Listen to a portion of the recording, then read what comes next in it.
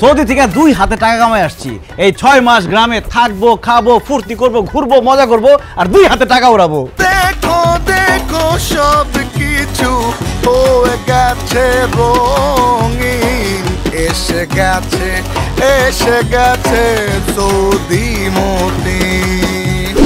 আপনার কি মনে হয় এই সাইজের একটা মানুষ একটা বড় মাছ নিয়ে বাড়ি পর্যন্ত হাইটা যাইতে পারবো?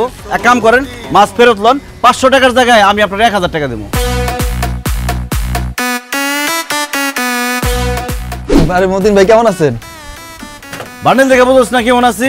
আলু, পেঁয়াজ, ডাল, মুড়ি, সুজি, ময়দা, আটা, সয়াবিন তেল, সরষের তেল সব ব্যান গাড়িতে ওঠা। দেখো দেখো সব কিছু হয়ে গেছে রঙিন।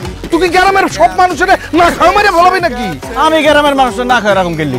আরে ভ্যানের মধ্যে যেই পরিমাণে বাজার দেখতেছি, আমার তো মনে হয় বাজারের সমস্ত বাজার তুই একাই নিয়ে চলে আসছো। এসে গেছে বিদেশ থেকে আসছেন, টাকা এখন পকেটে গরম গরম আছে দেখা সব খরচ করে ফেলেন না।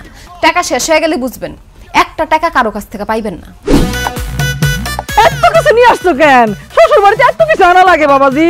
আমি সৌদির বাদশা মোহাম্মদ বিন সালমানের কোম্পানিতে চাকরি করি। আমি শ্বশুর বাড়িতে কম জিনিসপত্র নিয়ে আসতে পারি? কোন আম্মা?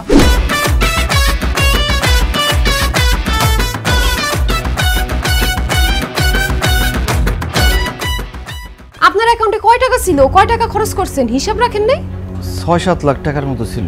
বিদেশতে বাড়িতে আইসা আপনি এমন ভাবে টাকা খরচ করছেন, আমি তো ভাবছি কোটি কোটি টাকা ইনকাম করে আইছেন আপনি। বাড়িতে এসেছিস তুই 4 মাস হয়েছে, এর মধ্যে তো টাকা শেষ। এই 5 বছর তুই বিদেশে কি করছস? ঘোড়ার ঘাস কাটছস? এখন আপনার কাছে টাকা নাই তো, এখন অনেক কিছু দেখবেন, বুঝবেন। আমি আপনারে বারবার কইছি না উল্টা পাল্টা টাকা খরচ করেন না, বিপদে পড়বেন আপনি একটা।